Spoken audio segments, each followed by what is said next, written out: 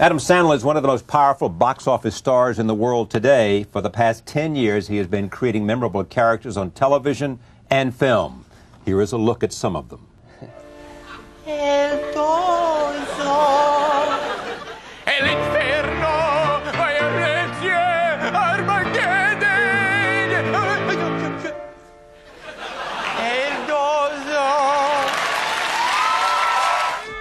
The price is wrong, bitch.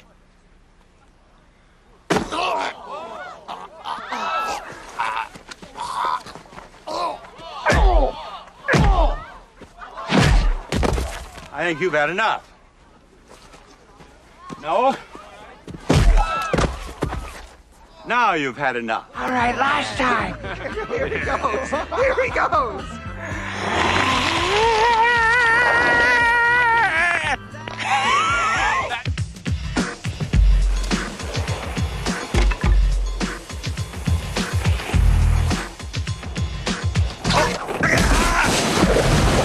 My God! There's a stick there. Somebody should move it. Some of us will never ever find true love. Like, take for instance, me. And I'm pretty sure that guy right there. And that lady with the sidebars. And basically everybody at table 9. I would be honored if you played football for this team. Me? Play football? Yes. Thanks, but no thanks, Coach. My mama wouldn't let me play no football. We're gonna go home. You and I, we're gonna talk to Mama. Mama said that, mama said that. Paul Thomas Anderson is the Academy Award-nominated filmmaker behind the critically acclaimed films Boogie Nights and Magnolia. His latest film is Punch Drunk Love. It has earned him the Best Director Award at this year's Cannes Film Festival and stars Sandler in what critics are calling the best performance of his career. Here is the trailer from that film. And all at once I knew at once, I knew it didn't me. I have so much strength in me, you have no idea. The day I died, I wonder why, I knew it was me. I have a love in my life. It makes me stronger than anything you can imagine. He needs me, he needs me, he needs me, he needs me. I am pleased to welcome Adam Sandler and Paul Thomas Anderson to this table to talk about that movie and many other things. Welcome. Thank you very much. Great to have you. be here. Good evening. Good to see you again. We were just saying this is the third or fourth? Third time. Third time here. Where did the idea for this come from? Time Magazine? Well, there's Time Magazine helped. Yeah. There was a story about the guy who collected all this Yeah. pudding, which is a true story. A guy went and bought thousands and thousands of dollars worth of pudding that equaled 1 million frequent flyer miles. So that helped. But the main impetus was wanting to write something for Adam. I think I had a lot of different chunks and ideas and notions in search of a story kind of thing. But meeting Adam was really the trigger to get to work. Okay, now let me just get on that because it is the notion, you know he's box office. Now, was it part that, but also something else? It was something about him. Wasn't it all that? Yeah. Or was it, what, go ahead. No, I've been trying to sell out for a while. Yeah. That's exactly. So, if you want to sell out big time. Go Don't go half the way. You know. Get some of that Sandler money. Some of that Sandler money. Ride that Sandler wheel, that vehicle. I think that I See, they're trying to hitch themselves to you, all of them. You know, I got you got Joe Roth out there, and you, all you guys are I just. tell you, Jonathan Demme too. Demme too? Oh my God, we have a competition for Adam Demme Sandler. takes You credit, got 7 movies coming out? How many? I have no idea. I have a production company too, so you know what I mean. I'm here to work, Charlie. Well, exactly, me too. That's the way I say. They say, "Why do you do a nightly show?" I'm here to work. Exactly. You know? I'm not going to be happy until I get a pig bell. Seriously. You want one? I want one of those things. It's made me a different man. Right You know, I'm in. it'll give you more energy. It'll I make you need better some. looking. I hope. More energy, more color in your face. I you know, got to happier, increase funnier. this vocabulary. That's what I'm looking to do. Well, I've got the doctor for you if you decide to do this in Thank about you. 50 years. Thank you, sir. All right. Thank you, sir. Does he have a jacket also? Exactly. What are you talking about? You need a jacket for the show? I've watched the show. I've seen guys not wearing jackets. Absolutely. They've done almost everything here. So you get a call from him or Yes. you're somebody. Yes. Now, do you want to work with him? Well, here's what happened. Paul called and asked to come and hang out. We were shooting Little Nicky at the time, another movie, and Paul comes over, hangs out with me for we hung out for like 5 hours, say, and he just talked about some of the stuff I've done in the past, and he's a Saturday Night Live fan, so we talked about that stuff, and I just thought he was a great guy, and I loved Boogie Nights, and then a week later, Magnolia came out, and I saw that movie, and I was like, "Well, this guy knows what he's doing. He's pretty damn good, isn't he?" he said he wanted to work together and do a movie together, and I was just excited, and he went to work. I mean, for you, knowing that you can make movies and lots of movies, to have the possibility of sort of stretching and working in a different direction with a guy who obviously is a craftsman. Right. Right. Yeah. It was exciting for that reason, for getting to do something different, getting to be with a guy that it's nice to make new friends too in life, and it was nice to meet this guy and like him, and also when you shoot a movie, you're going to be together a long time, and I was excited to try to accomplish something that I haven't really done before. Yeah. Go ahead. Well, no, liking someone as an actor is one thing, but liking them as a person, you gotta know, all right, you're going to be fun to be with for a couple of years, because it's going to be a couple of years at the end of the day, and you're going to want to know them, and you want to know that they're going to have a similar work ethic. And Adam creates all his own movies, so it was just kind of like verifying what I thought about him to be the truth. It was sort of like, good, all right, I can see that you're a good guy. Are you really? Yeah, right, you know? right. And only by hanging out can you figure out some of those stuff. Yeah. Here's what he had said about himself. He once said, "I don't know if I'm the type of guy who wants to run the world like Spielberg or retreat to a mansion in London like Kubrick. I just haven't figured it out yet." Oh, that's a bit arrogant, But it was a long time ago, too. You remember that? Or just figure out how to be myself. Exactly. Might be a smart idea. Before we see the first clip, and we've seen the trailer, tell me what this movie is about and why. It's about getting in tune. It's a love story between Adam and Emily. Right. About a guy with 7 sisters. Right. With 4 blonde crazy brothers coming after him, and it's just about getting in tune and finding your music, I think. That's what it is? What would you add to that? It's love, loneliness, becoming happy with yourself and comfortable with yourself, and trying to lose some insecurities and growing up. Getting out of your house. Getting out of your house. Roll tape. The first scene we'll see is in which you and Emily, she plays Lena, meet for the very first time outside Barry's office. Here's that clip. Take a look.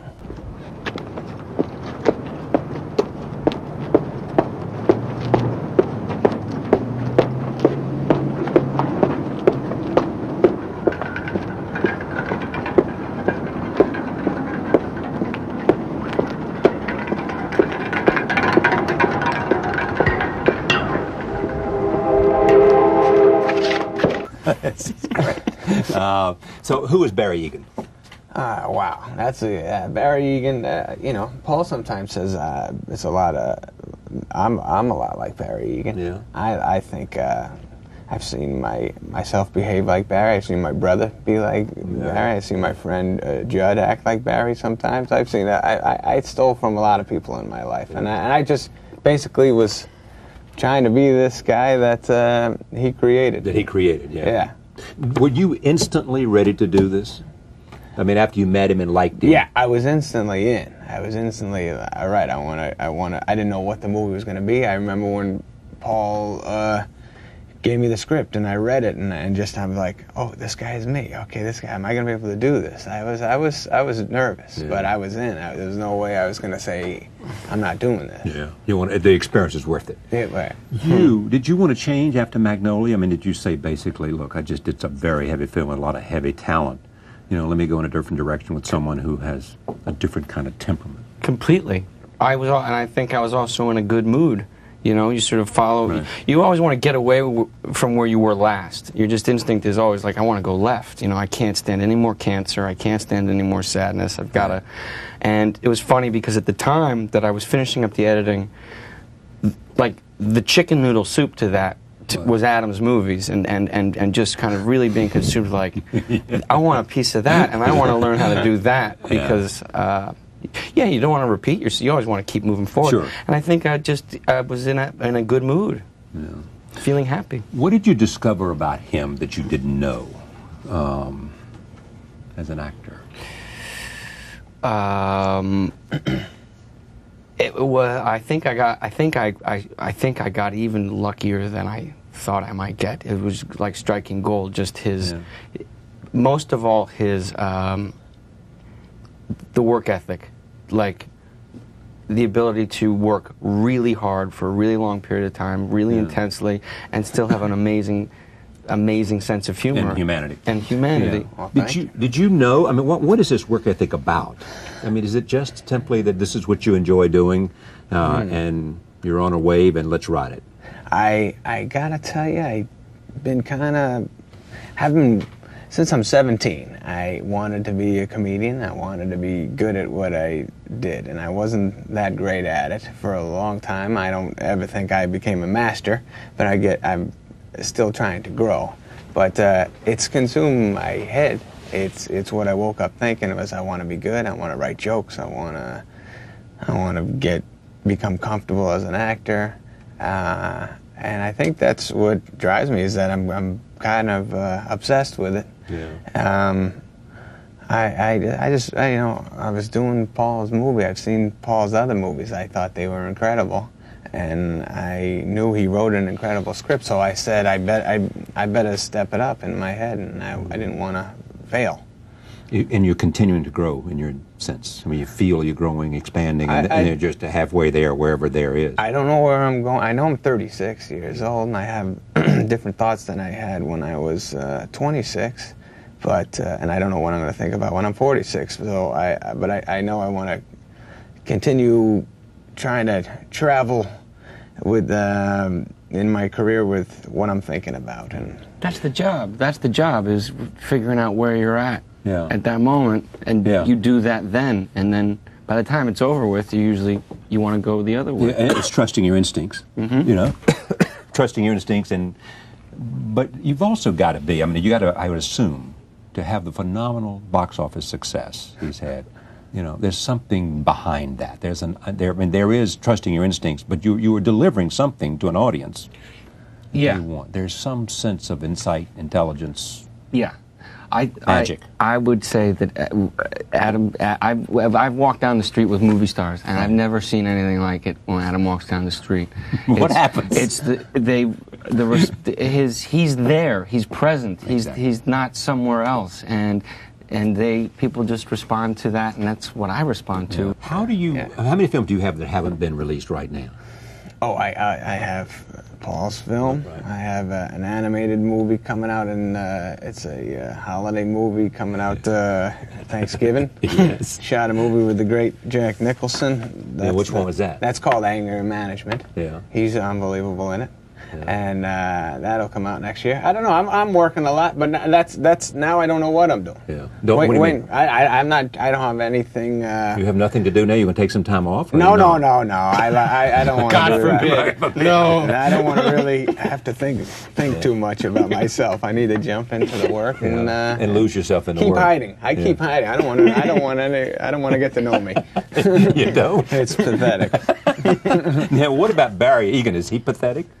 I think he's pretty. What? Savvy? So what? Pretty. An actor's never going to say his character's pathetic in a movie. No, it's not. He's pathetic at times. Yeah. I feel bad. What's the phone sex thing about? I think that's loneliness. Wanting to talk. I don't think he's that. Different from a lot of other men. Yeah. Well, man, this guy, he's not. I don't think it's a sexual call as much as he wants to actually talk to somebody. And you know, maybe at the end of the scene, he is a man. He gets excited about some of the things the lady's talking about. Yeah. Thank God we don't see that. I was going to say, we don't have that clip, folks. No, you don't want to see that ever in real life either. All right, one more clip here before we move on to some other things. This is where Lena, played by Emily Watson, comes to visit Barry at his office. Take a look.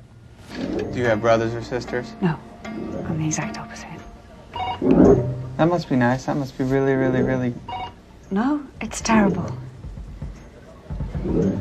What's the pudding for? That's something else. You want to get pancakes? Yes, we are. You won some awards for this, but you after the first 2 weeks of filming, you just scrapped it. Yeah. What? Well, I think we were just trying to find our footing and trying to figure out what the hell we were doing, and I think I tried to figure out a plan on making this movie. Normally you go in, you've got a schedule, you're going to make that schedule, and you're going to do that. Right. But after having done it a few times, I sort of figured out how to spend the money properly. And not that I'd ever wasted before, but essentially you can shoot for a lot longer than you might normally think. It's just a sort of about proper money management. So it enabled us to really take our time. And the first couple of weeks, I think there's some stuff that remained, but essentially we were just trying to find our footing. Yeah. And or somebody might say, get your rhythm. Exactly.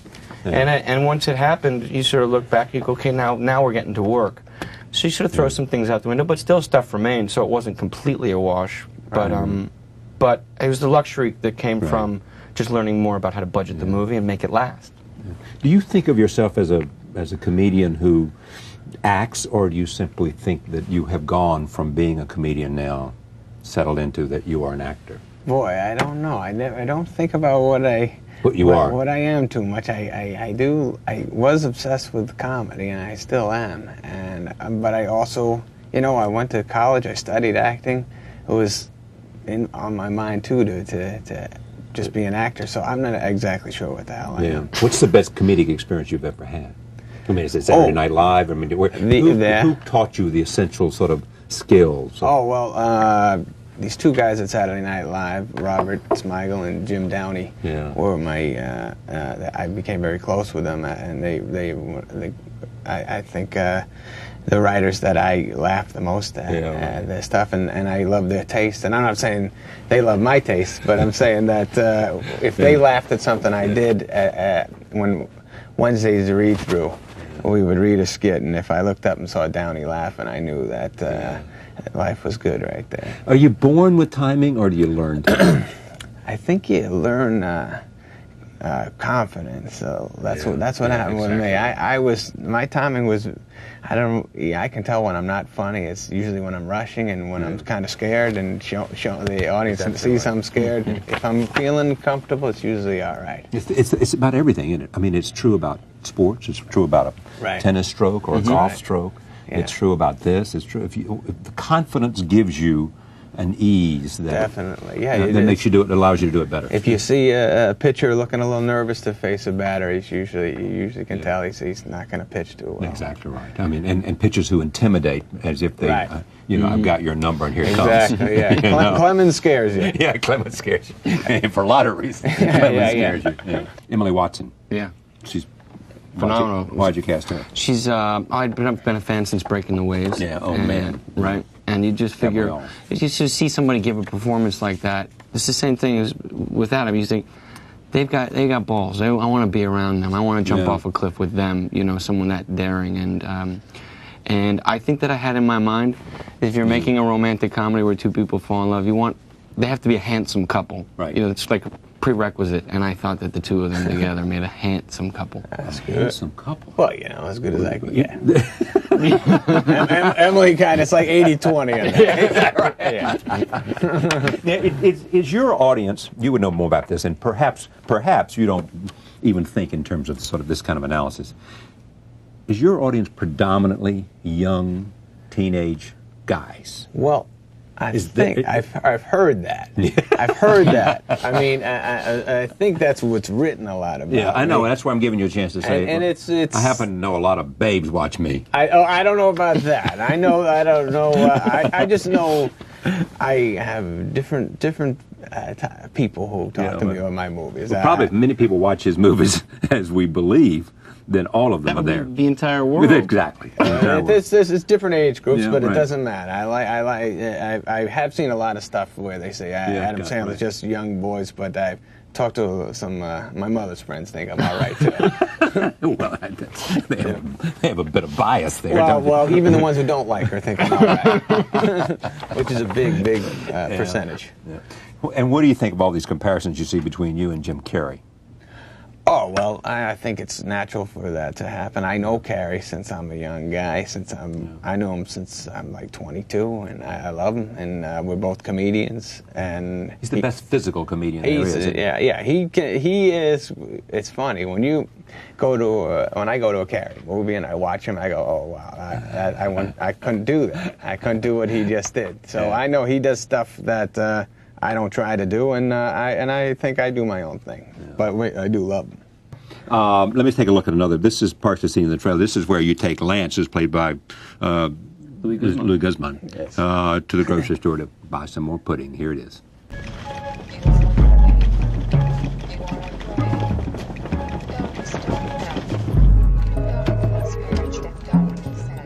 You can go to places in the world with pudding. That is funny. Yeah. That's funny.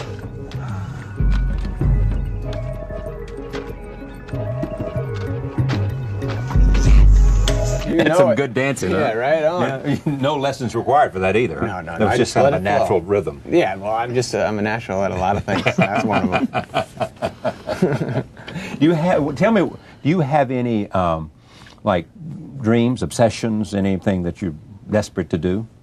You know what I want to do? I want to actually become in life a little more centered and normal at home. Try to be able to just not have to work as much as I do. Are you serious now? Yeah, yes. You're not putting me on. No, I'd like to just be a normal person and not, I love what I'm getting to do. I'm not complaining about anything. Right. I want to continue working hard, Right. but I'd like to be able to, take my girlfriend, fiance out there and spend a full meal without in my head going, man, I think I have to write something. I'm a little nuts. Do you feel a little insecurity there? I don't know if I'm insecure as much as I want to get a lot done. Yeah. In other words, if you got this idea, I better give it. I want to make sure I give it full flight. I do. I was talking to Paul the other night on the phone. If I don't try to accomplish something, I feel like I might be screwing up a little bit. I mean, this is the reason he's so successful. Maybe. It's a sickness, really. It is a sickness. I mean, I'm telling you, that's the reason, isn't it? You not like that, I mean, Charlie? I do like that. I am, of course, but Yeah. What are we going to do? We have to talk to someone We about do. this. You got to get a good shrink on the show. yes, Help we us do. out. As to why we keep working as hard as we do, and Yeah. why we can constantly trying to make sure that, Yeah. I mean, it's like preparing for a segment. You just, you Yeah, I'm can never sure. learn enough about I'm somebody sure. to explore who they are and what. Sometimes you don't do it as well as you'd like to, and sometimes you don't get around to all the things. But it's always that idea that maybe I can do this better. Maybe there's a key out there that somehow maybe I'll read something like the aforementioned quote at the beginning that will somehow unlock what it is about this person that makes them interesting. Constantly trying, whether it's an athlete or a scientist or a politician or whoever it might be. Did you have to rein him in at all? Did you have to say? No. Did you have to direct him at all? Yeah. In what way? Just watching. Guy, keeping an eye on how he was feeling, That's really just the job, is just being an audience and making sure they don't stray and watching. Keeping them focused or not focused, but what? Well, it's just being a collaborator. You're both after the same thing. You have your idea of what good is and what quality is, and it can be after 10 or 15 takes of trying to get it right for many different reasons, it can become really easy to just lose the plot a little bit as an actor, or lose a lot of things, urgency, or lose a sense of energy, lose a all sense of that. of moment. Does not make you a bad actor. It's just natural. What did you eat? Have you eaten enough lunch? All right, okay, where are we in the day? It's never going to happen today. We're going to try it tomorrow. Yeah. That's the job, and it's just you're looking out for someone's well-being. That's really what you do. Actors can feel that too, can't they? That somebody's looking out for them. Oh yeah, that's that right. a director is, really is looking out for my best interest here. That's right. Yeah. Well, it's also the fact that the movies he's made already, and to me, I love them so much that helped the trust of taking risks and saying he's going to do the right thing with my performance. He's going to make me He ain't gonna hang me out to dry. Yeah, exactly. He's going to, if I'm not there, if I'm doing something that what might not be right. Right. Bring it. Did you view this as a risk? This role? I after we were doing it, and I would hear people say to me, it's like me and Paul we became very friendly, and we were psyched about the movie, and we were talking about Barry Egan and Lena a lot for the characters, and then out of nowhere you'd hear, "Oh, you guys are doing a movie again? That's weird." It doesn't make sense. It's not weird when you're doing your work, and it's weird. Something snaps you back out. Someone says, "What are you working with Adam Sandler? Or you working together?" I remember you from Magnolia. Yeah, and that snaps you back, but you're in the work, and there's nothing odd at all. Yeah. Will you do anything you don't write? I don't think so. I don't think so either. No. I mean, is writing what comes first for you? Mm-hmm. Writing is great because it's the alone time, for the most part. It's the recharging of your batteries. You get this you get to be working like you guys were talking about working. You get to constantly be working, but you can conduct a bit of a life at the same time, and you can go anywhere in the world, and that's sort of a wonderful thing. And it's alone time before it becomes a completely social experience for the next 2 years, when all you're doing is interacting with people. It's always nice to sort of come to the end of a movie. Great, I get to go be alone for a while now. Don't you feel lucky? I am happiest, I think, when I am working with people that I care about. I don't mean a lot of people I care about, but the idea of working.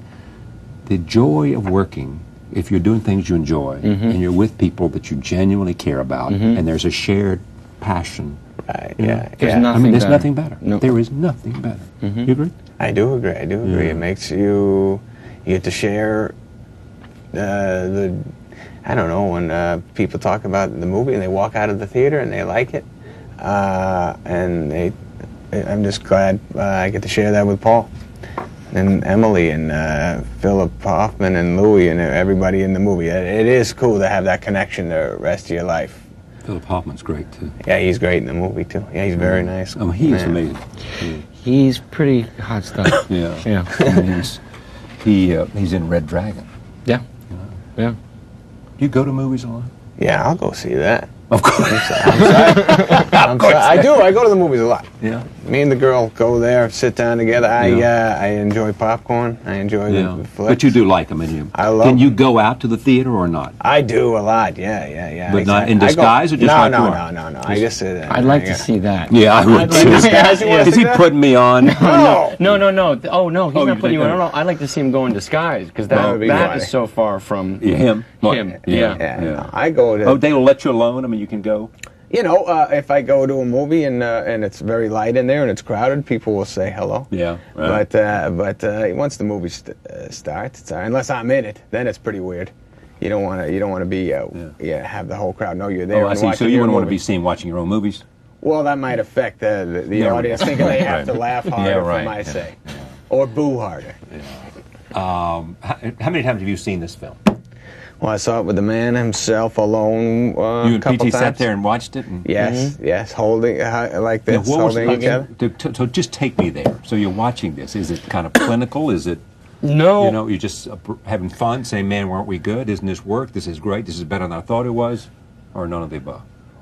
It was a lot of things. I remember when you showed me like 20 minutes of it. I showed him cut scenes at the Avid, but I thought the best way, because we'd worked for so long and so intricately, that the best thing to do was for just him and I to go and watch it at my house, and sit there and just kind of sort of wonder what we'd done and talk about it some more, and sort of a weird thing, because it's over. It's kind of over for him at that point, and he's got to stare at himself for an hour and a half. You kind of want to make sure it's a nice, comfortable venue. So true. There you are. How do you are you still alive? Are you breathing? Are you happy? But I think we knew we'd worked so closely together. It wasn't like there was going to be a ton of surprises. Right. I think we knew where we were both working towards. So it was just kind of nice to share it, and I think we had some pride. Yeah, right. I think we proud of it. I think we did have a really nice night that night, and a lot of pride looking back on 2 years worth of work that you couldn't help but be happy. You feel good about it. Yeah. Very, very proud of it. Very. I'm just excited for people to see it. It's like when we watched it alone, and then we were in Toronto a couple weeks ago and watched it with a big crowd, and it was like 11 o'clock at night. And I tell you, when we watched it alone, I didn't know how people were going to respond when they saw it. I know that the movies I've done before, I know the full intention is to make an audience laugh and get as many laughs as we can get. All of a sudden, when we were alone, I was like, oh wow, I don't know what the response is going to be. And then in Toronto, it was pretty interesting that Barry Egan his pain was getting a lot of laughs. And he got a lot of Barry Egan's pain is getting a lot of laughs. He was his journey. Thank you for coming. Thanks for Great to see you again. Thank you. The movie is called Punch Drunk Love. It opens on October 11th in New York and LA. It opens nationally on October 18th. The star is Adam Sandler. I hope you'll come back. Hey, thank you. I'd love to. Yeah. That was fun. Thank you for joining us. We'll see you next time. Oh, Mama said that. Paul Thomas Anderson is the Academy Award-nominated filmmaker behind the critically acclaimed films Boogie Nights and Magnolia. His latest film is Punch Drunk Love. It has earned him the Best Director Award at this year's Cannes Film Festival and stars Sandler in what critics are calling the best performance of his career. Here is the trailer from that film. And all at once I knew at once, I knew I didn't mean. I have so much strength in me, you have no idea. The day I died, I knew he needed me. I have a love in my life. It makes me stronger than anything you can imagine. He needs me, he needs me, he needs me, he needs me. I am pleased to welcome Adam Sandler and Paul Thomas Anderson to this table to talk about that movie and many other things. Welcome. Thank you very much. Great to have you. be here. Good evening. We'll see you again. We were just saying that. Last time! Here he goes! Here he goes!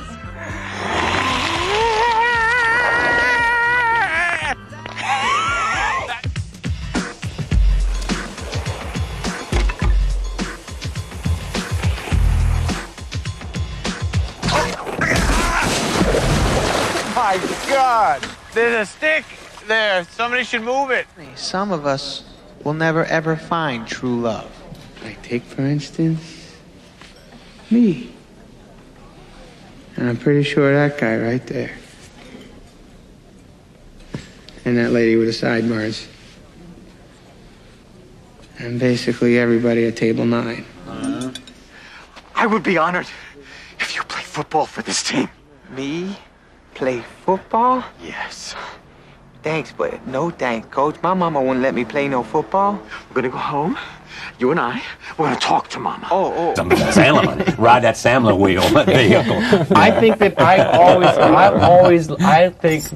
See, they're trying to hitch themselves to you, all of them. Fine. You know, I mean, I got we enough know guys. it's Joe Roth out there, and you, all you guys are I just. tell you, Jonathan Demme too is. Demme too? Oh my God, we have a competition for Adam Demme Sandler. takes So you credit, got by the- 7 movies coming out? How many? I have no idea. I have a production company too, so you know what I mean. I'm here to work, Charlie. Well, exactly, me too. That's the way I say it. They say, why do you do a nightly show? I'm here to work. Exactly. You know? I'm not going to be happy until I get a pig valve. Seriously. You want one? I want one of those things. It's made me a different man. Right You know? I'm in. It'll give you more energy. That's It'll I make you need better some. looking. I hope. More energy, more color in your face. I you know, got happier, to increase funnier. this vocabulary. That's what I'm looking to do. And well, I've got the doctor for you if you decide to do this in Thank about you. 50 years. Thank you, sir. All right. Thank you. Does he have a jacket also?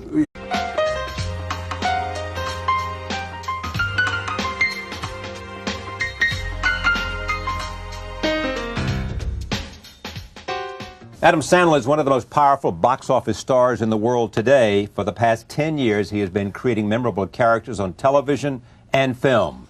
Here is a look at some of them. El infierno, violencia, Armageddon. El dozo. The price is wrong, bitch.